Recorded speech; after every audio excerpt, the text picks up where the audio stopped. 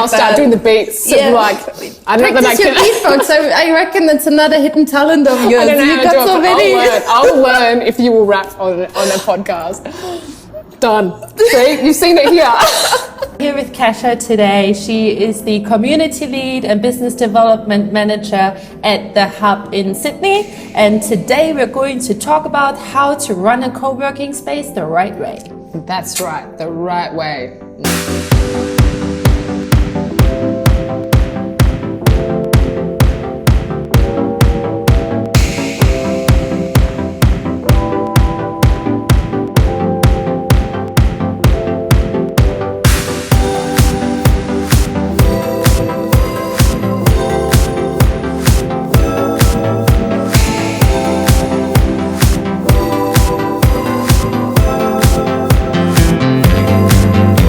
Kasia. Hello. Nice being here in this beautiful place. I love the walls. Me too. So this is one of the meeting rooms that we're in right now in the Hub in Sydney on, can we say the, yeah, we can say the street, right? Yeah. William Street in Sydney. Go and check it out. But you're pretty much fully booked now, so it might be too late. But we're going to build a new site soon, so I have a lovely new baby to play with. And no, I'm not pregnant. I mean, a building. But definitely, yeah. So where's that going to be? I can't say. It will be revealed in March, but let's just say it's on the city fringe and it will be fabulous. Okay. Amazing. We'll look like our new Melbourne flagship site. So I'll have like a gym, a media room, a cafe.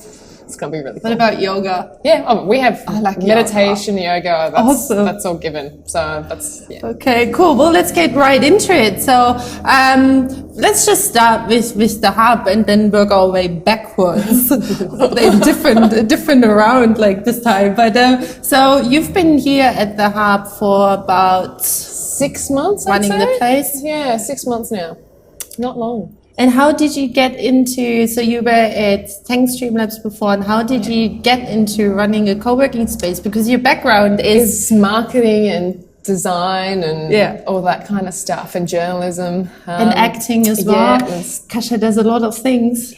It's like multi-dimensional. That was a funny one. So it's a kind of a bit of a sad story and a happy story. So my mum got diagnosed with terminal brain cancer, and I was doing business development for, at that point, the QT hotels. They had like struggling venues, and I was plugged in there to try and fix it to start making money. And it was just, it was a very tough job because there was just some issues that turned to light financially that they didn't really disclose. And so it turned out that I had been doing a brilliant job, but obviously the numbers didn't reflect it because of some issue. And then I was like, I'm always stressed. And then mum's now got this, I need a change. And then I just saw this advert and then I applied for it, not quite knowing what it was, but they needed some marketing, someone that's a jack of all trades, which I am, master of none, jack of all trades. Met Boulder, and Boulder's like, you're like my sister. And I'm like, no, we're like related. Our personalities are the same. Who's Boulder? So Boulder used to run Tankstream Labs, and now he runs the WeWork in Australia. And so he helped start Tankstream Labs, basically used to work at Airbnb, has a real hunger for entrepreneurships and startups. And so then when he met me, we have very similar personality types. I think for the first week I worked there, everyone thought I literally was his sister. But yeah, it was a great team. Couldn't have asked for. That was exactly what I needed at that time. And it was, not to say that it's an easy job, it was definitely a hard job, but more of a job of love with great people around you as opposed to my last one. Yeah, so what were your main responsibilities? So what was the ad even? Was it, what was I think a Seek ad. I was just like, I need to change something. Did you just stumble across it? Like, what were you even searching for? I was just doing marketing, to be honest. Okay. Just like, knowing my strengths. I'm like, I need to have something where it's a little bit, more support for me, because I'm always shoved in my previous roles as the single person that's in there to stir up stuff to get things fixed. And I was like, I'm so over just being alone and having to always fight for like what needs to change, because essentially any change is a bit of friction. You always have to fight for it. So when I saw this ad, I was like, oh, this sounds like something to do with marketing, something to do with community. I like communities. I like people. So I signed up for it. But then obviously the role, when co-working first started in Australia, in Sydney in particular, it's like there is no real role. You do a bit of everything. So I was designing EDM, so doing graphic design, then I was doing communication stuff, I was doing day-to-day ops, even cleaning dishes, moving furniture, building furniture, painting walls, sourcing artwork, getting artists in there, then finding startups and talent to move in, running events. It sounds like a startup itself. Yeah, you basically do everything. Well, it was a startup because co-working, when it first launched in Australia, was a very unknown concept. So it was essentially a startup. We had to prove the concept before it was going to become a proper industry, which finally it is. Yay! So I guess Tankstream Labs was one of the first, wasn't it, to pop up in Sydney, and that now there are quite a few places around, and there's just such a high demand, it seems. There is. So. I think one of the very first was probably Fish Burners, but they took on more early stage, and then Tankstream Labs was to take on the later stage. So it's kind of like, you go to primary school, and then when you graduate to high school, you go to Tankstream Labs, and then when you graduate us, you go to your own little office space. So it's a really good dynamic. But there's definitely from the early days a very tech-specific focus, though. That was the only... Yeah, and I remember because so when I was in a startup back in the days called Rimmely, so we also actually, the guys, Balder, he interviewed us. So it was really looking for the perfect fit and with the aligned values for that co-working space. And you could really see that everyone that was in there was very suitable for it. Like we were all quite, it was a good mix. Good process, yeah. And that was many years ago. I know. It's been a while. It's probably like 4 years or 5 years ago or something. Oh gosh. But cool. So what do you feel like, what were the most surprises for you actually going into this? And I think because for me, there was nothing set in stone, so I could just create what I wanted, and Boulder was really open to that. And because I had experience in a lot of different things, from marketing design to running stores to having, good customer service experience, it was good. I could flex and create stuff and build processes from scratch and get to really learn what worked, what didn't work. And also just to be able to help businesses grow. It's awesome to know that one connection or that one referral or that knowing about a particular service and connecting them to it, to then see them hire another person, and then get funding, and then they're IPOing, and you're like, yep, that was a little bit of a contribution from me.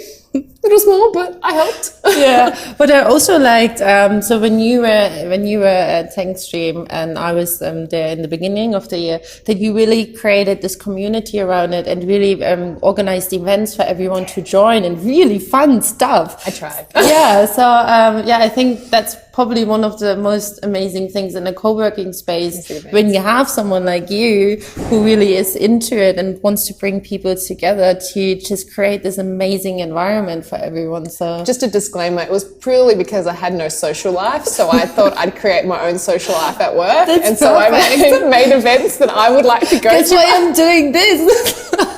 I was like, I really want to play indoor soccer. You know what? I'm going to get an indoor soccer pitch. That's amazing. Get in here. I want hot dogs and a hot dog stand. I'm bringing it in. That is so cool. Yeah, I mean, like, your ideas are just awesome. They're always outside. I don't really think inside normal. That's good. That's what I think. That's exactly what a co-working space needs. Oh yeah, let's talk about it. What do you think a co-working space from a personality-wise needs in order to run a place? And you really need people, like I always think hotel concierges or people that come from service industries are always the best, but service industries where they're taking care of a lot of high-end clients, because you need to understand what people's stress is and what they do. Like, so as a hotel concierge, if you're a good hotel concierge, you know, like, oh, this guy comes in for meetings and he does a lot of them and gets stressed. His favorite coffee is this, so that when he comes into his room, I'm going to have this coffee. It's those little detailed touches. And not only that, those particular individuals, if they service their clients well, they have a really good bank now of resources, businesses that potentially, if you're going to be in a startup environment, you could lend these resources out to people to help them, to connect them to, you know, CEOs or whatnot. And because if you were a good concierge or a good service person, they will respect that you've connected them, because they're like, you know, you were really good. You remembered my favourite coffee. You always had the car ready for me. You remembered who was my wife and who was my mistress. So those types of people, I think, who really have an attention to detail, it's the little things. I get constantly mentioned it here that it's the little block of chocolate when we've been here for 3 months. It's the little bottle of wine when I've been here for 6 months. It's knowing that my favourite food is hot dog and then having, a lunch session that's hot dogs and making sure that I know that it's on and attending. It's, knowing I need to hire someone and then you've got like 3 different specific technical recruitment companies that and you connect me to it. It's those little things that you pick up in conversation. So you need someone that can retain a lot of info. So a good listener as well, and keeping all that data. Yeah, it's like the cocktail waitress. You've got to remember 8 drinks and you have to make sure that everyone gets them and you have to, go get and make sure they're garnished the properly way and you've got to deliver them. Yeah. So those types of people that have to retain a lot of information for lots of different people, perfect. And truly care. Yeah, you gotta love people. You can't get in this industry if you hate people, because there's going to be days where you cop it. And not on purpose because people are nasty, but obviously you're in an environment where people are stressed. They put all their money on the line. This is their passion. They really want to push this forward. And there's days obviously where, things don't go to plan for them, or they're struggling cash flow wise, or they're struggling with staff, or they didn't make this meeting. And they will vent to you and you're going to cop it. So if you don't like people, obviously you're going to hate that part. But if you love people, you understand that, all you need to do is give them a hug and the pat in the back. They've had their little moment, and next minute they're smiling and they love you to bits, and you have a coffee in your hand because they feel bad that they vented at you. So you need to love people. And I think that's probably also the difference between working in a big company and working with startups. You do have this roller coaster. Like one day it's amazing, and everyone's the next day everyone is crying and just at the end of their resources and power and just wants to give up. So I think it's a highly emotional environment as well, and you got to catch all of this, right? Yeah. And know when to have the nice words and when to be firm and polite when you need to kick them into gear. It's almost like a shrink as well. There's so many facets to the job. It's like, obviously we're a business, so we have to take care of our bottom line as well to make sure that we're viable and we can sustain all these people. But at the end of the day, we're also here to help them grow. But also as part of that, because it's quite an emotional industry, because it is your passion, obviously you have that element of you have to sit there and help them navigate through everything, because it is obviously quite stressful.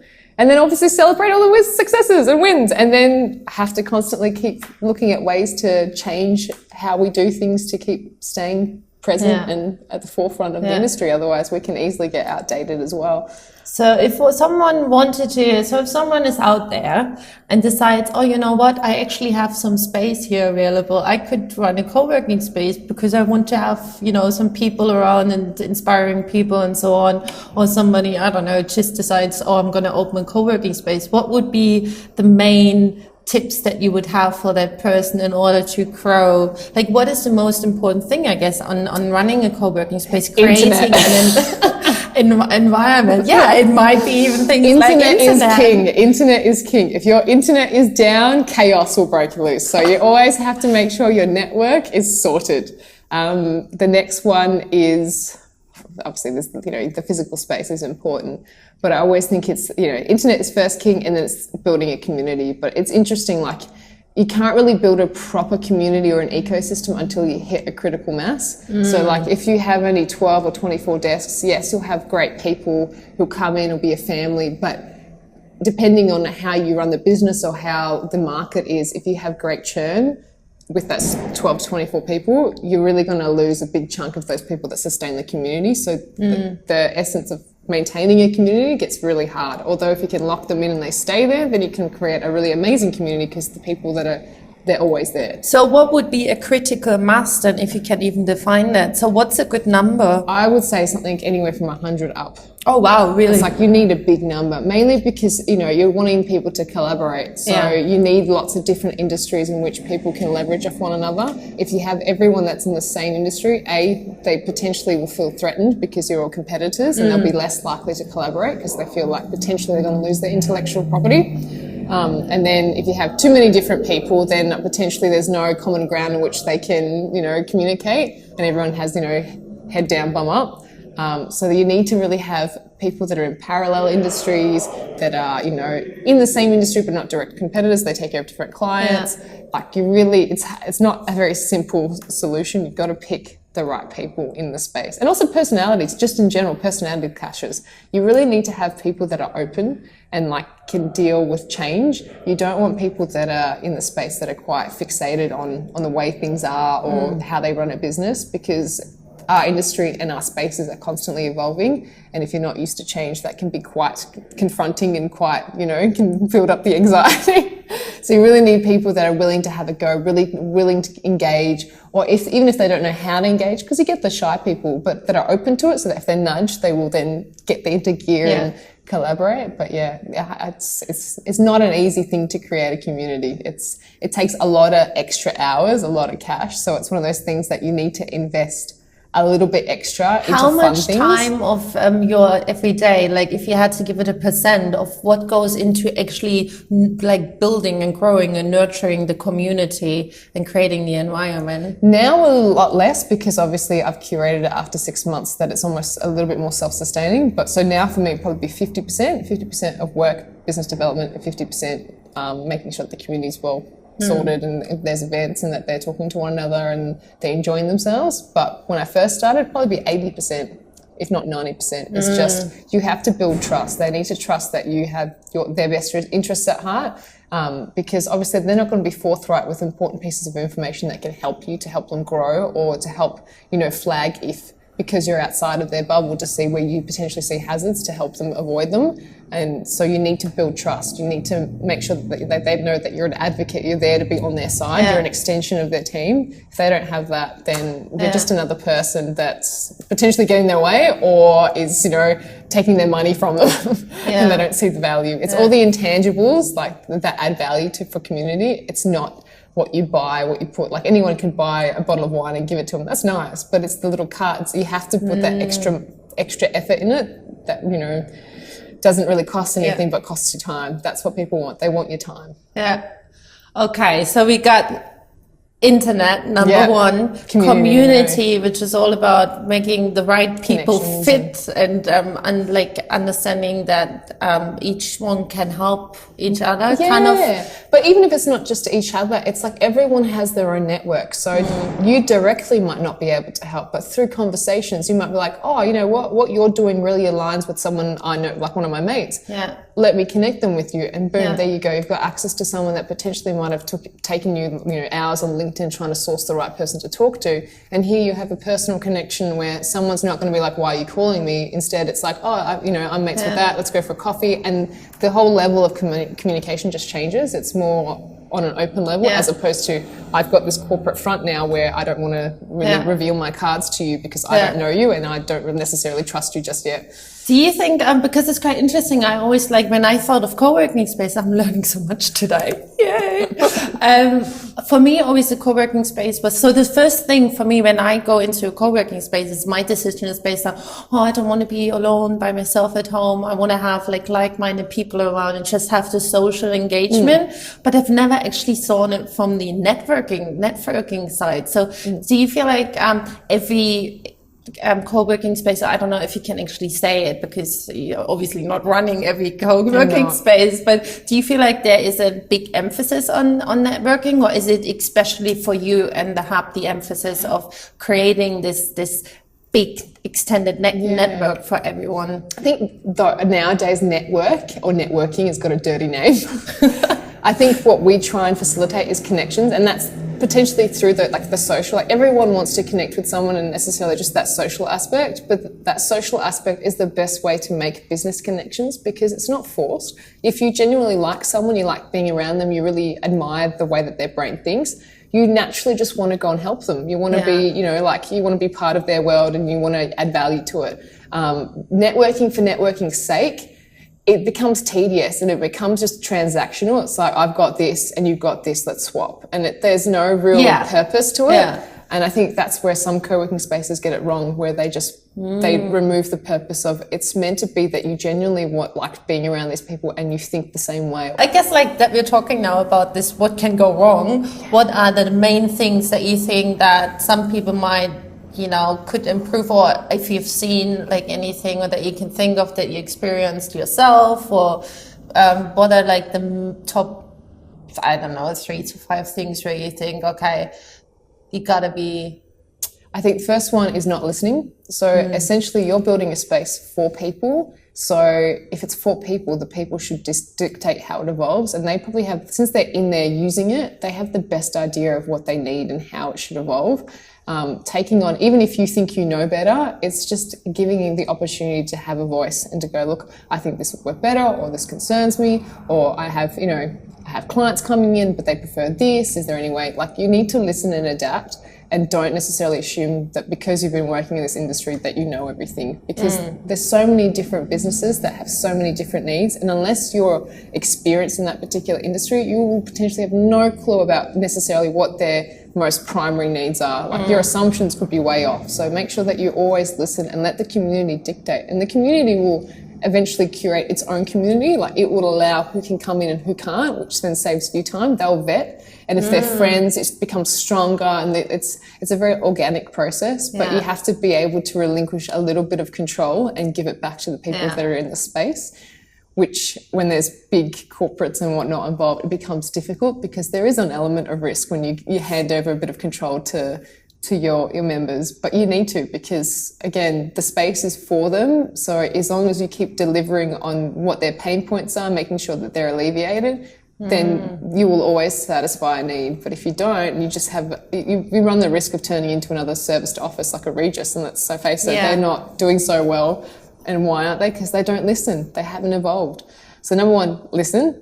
And number two, make sure you invest in the space. You have to invest in the internet. You have to invest to make the space look pretty. You have to invest. So what would be pretty? So it's not just about putting some tables in and...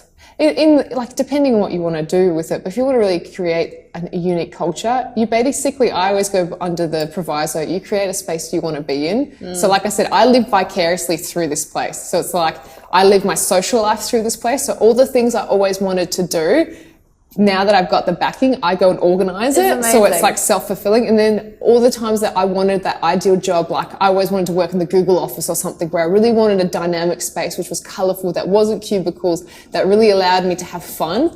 That's the space that I create. So it's like, So in the hub, how much of that, like how much can you put in of this creativity into the space? Can you just say, oh yeah, let's just change, let's just move things around. Maybe can you even paint walls or anything? Yeah, like there's always checks and balances that have to be done to make, because obviously it's cash flow, we make sure that we can afford it. But as long as you're satisfied that there's a good reason for it, these guys here are so open to it. Like, as soon as I came in 6 months ago and I said, this needs to change to make the space more dynamic and make it more inclusive, make it more fun, make it more vibrant. They did it within a month. Let's talk about the hub quickly, about the history. So the hub, when was the hub first created? And is it actually Australia only, the hub? So this division, is Australia only. So Brad is our CEO, so our founder, and essentially he was part of Impact Hub, which is an international group of hubs, and he saw the concept and absolutely fell in love with it and thought this is something that Australians need, because they're so open and collaborative and easygoing. So then he launched the first one 6 years ago in Melbourne. That was the first hub. And then I think it was almost 4 years ago now in Sydney, which is where we're at now.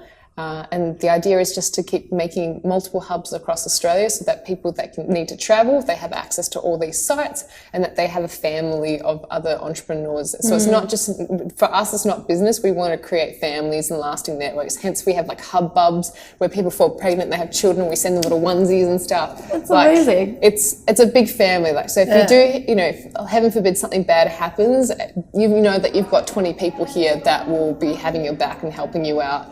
Not that you're just another number. So that's where Hub started. But it's been... So, and since you've been here, you've really, the numbers gone through the roof. You've really grown the place. How did you do that?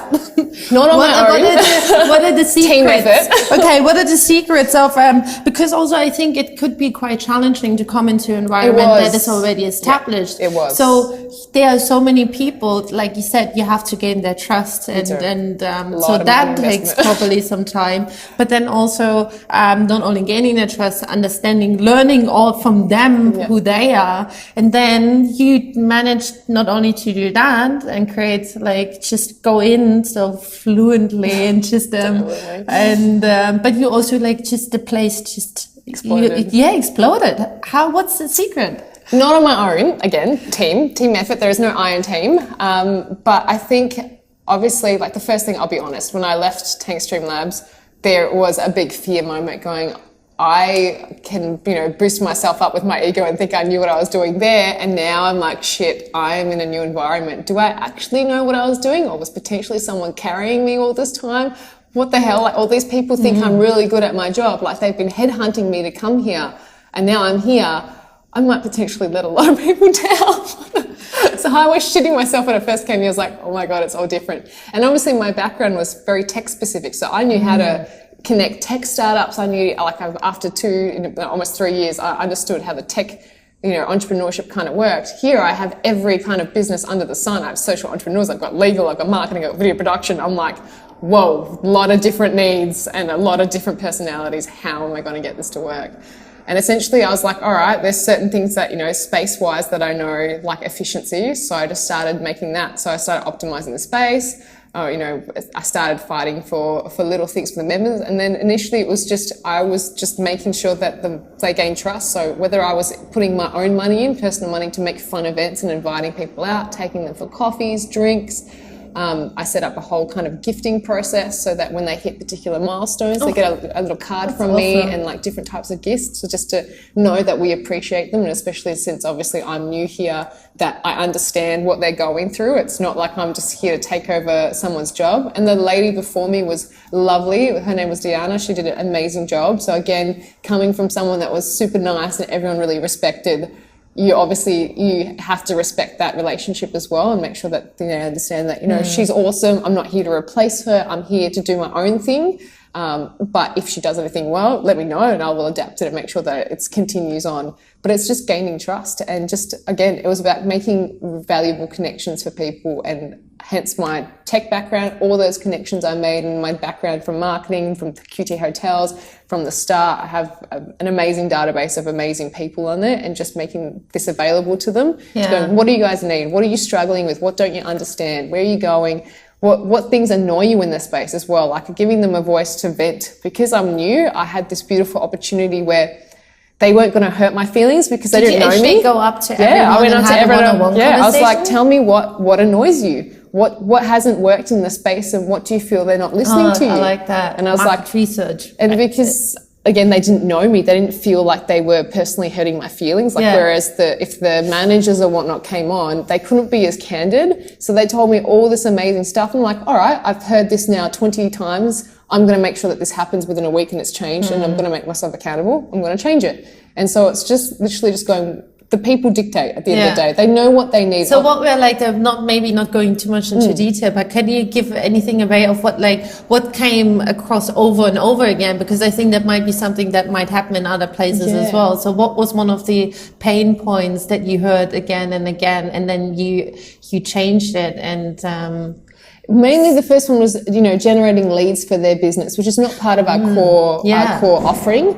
But there is potential for that if obviously we take lots of tours and we take lots of trials. So I get exposed to a lot of different businesses that potentially may not even move into us, which is totally fine. Like, you got to find the right fit for you.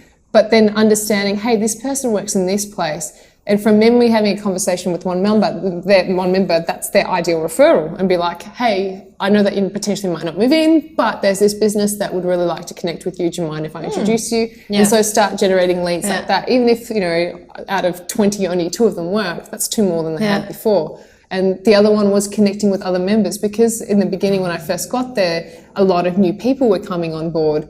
They didn't know who half these people were. And they're also a little bit shy, like all these new people, and there's these old people that establish the community. And I think that's probably also, when you come in as a business into established community, it's hard. Not everyone is like, hey, going to every desk and introducing themselves. And no one knows who they are. Yeah, and I think that's where a lot of communities, or co-working spaces, probably also go wrong because there isn't that Connection. first connection. And you already did that, I think, in Tankstream, where actually when somebody new came in, you send an email to everyone and introduce them. That's what I What do a now. wonderful thing to do. Yep. And who to contact, what do they do, invite them for coffee. Yeah, so introducing new people into your space, very important as well. It is. And also respecting the foundings, because obviously, like, if you've been in a space for a long time, even if you were in a job for a long time, you kind of get a sense of ownership. Like, I own this place. Like, I've been here longer than you. What do you guys know? So it's like you got to respect those that have been here and also reward them for taking care of the space. And sometimes they're your biggest advocates. So if they feel empowered, that they, are really ingrained in the community, they end up creating their own little buddy system where the guys that have been here for the longest take up the new guys under their wing and kind of, help them find out places, play jokes. I had one member, which was awesome. We had these new Kiwi team come in and she put she first came flagged. She goes, do you think these guys have a good sense of humour? And having a conversation with them, I knew that they had a pretty good, wicked sense of humour. So she bought one of those squishable boobs, the tits, and she put it on their desk with a note saying, please don't be a tit and be my neighbour. And there you go, they've got a lasting friendship. That's hilarious. And then now she's taken him under the wing. She's been there for 3 years and she's taken these guys under the wing. They go for beers and stuff. And all of a sudden, that's lessened my job of having to hold their hand to show them how everything works. So it's a very open community at the Hub. I wanted to ask you, we're going to go back quickly because I wanted to know, how did you grow? Like, how did this place grow? Was it all, do you feel like it was just from the inside that you really built like this nurture that community? Or how did you get more people in? Was it word of mouth, or did you do anything marketing wise or to draw more people into the space, into do little viewings? And I think it's organic. Obviously, we have a brilliant marketing guy. His name's George, and he does a lot of SEO. So obviously, that made our website more visible. But I think at the end of the day, when I had happy people in the space that remembered how much they love it, and they loved me, and they felt like they were secure, they were respected, they started telling their friends through word of mouth. And then I rewarded them. If they brought someone in, there was a cash incentive, there was a dinner, there was a bottle of wine, and that they came in, we'd take a photo of them, we'd celebrate the success. And so they became my best advocates. And it was great because then they got to pick friends of theirs that would come in to the community, which would make it really easy for them to integrate because they kind of already knew most people. They made it really strong, and that really alleviated it for me. And then those guys would tell other guys from meetups at events and stuff, going, hey, I went to the space, I felt really respected. What about, by the way, what about events? Because you're just saying, like, do you run a lot of events now? As well? We do. So I do events now. So you haven't done much they didn't do it before here, and then they did it a little bit like maybe a year or so ago, and then I reinstated that because I think events are extremely important, for lead generation for yourself, for the business, and secondarily lead generation for your members as well, to meet other people, and for you to, like, even if your members can't attend, you can then get cards and be like, oh, I know that these guys at my work were looking for these people, you guys fit that bill, cool. Afterwards, the next day, I'll email introductions and hopefully they can bring them back for coffees. And so you constantly just have to look for where people can connect. That's amazing. So events are important. And it's also just, again, events help people connect on a human level as opposed to, like, if they're fun events, as opposed to having that whole transactional experience of I need this and you need this and let's just do it. There's no emotional investment and there's no sense of I want to actually see this through and make sure that you're well taken care of because my word's on the line. So events are important, internet's important, the community's important, and the most important thing of all after internet's coffee. You've got to have good coffee. If you don't have coffee, just forget it. Oh God, I want to talk so much. You can always have me back again. I'm not going anywhere. We probably have to stop soon because otherwise I'm going to have to cut so much and then I'm going to cry again because there's all this goodness in it and it's just then sits on a hard drive and never sees the daylight. You can always visit me at Hub. I'm always open to questions. I'm totally an advocate. I'm going to move in now if there's this space available. I'll make space. But we'll have it, like I said, we're going to have a bigger space. So we'll probably launch that around October. So if anyone is looking for space, keep us in mind because it's going to be really cool. So you can't say anything about it, but it's going to be in Sydney, right? Yeah, definitely in Sydney. So we've got already sites in Melbourne and Adelaide, but we have expansion plans to launch a new site in Brisbane next year. Canberra's potentially on the horizon, definitely Perth. So the idea is, just to explain some of how our memberships work. that even if you have, say, your dedicated membership in one city, you get free access on, a flexible membership at any other city. So you can go to Melbourne. Yeah, so if you have a meeting over there and you need to see clients, rather than having to pay for multiple memberships if you're only there just for the day or for a couple of days, you've got that included, which is a good added service. And we have a whole global network too, but that's for another time. I'm going to post a link to the Hub Sydney in the description box, so check it out and book a lovely tour with Kasia and have a day of bliss and fun. And thank you so much. Thank you. And then we're beatboxing. Rapping at some point. And rapping. So stay tuned. Subscribe to the channel because you do not want to miss this. Yes. And that's it for today. Thank you so much. Have a good day. Bye. God, it's too early in the morning to be all like, on a Monday. Is this what I sound like? This is horrible. Business development manager. Community lead and business developer, business development manager. Oh God, community lead and business. And BDM, just put BDM. Everyone knows what BDM is. Yes.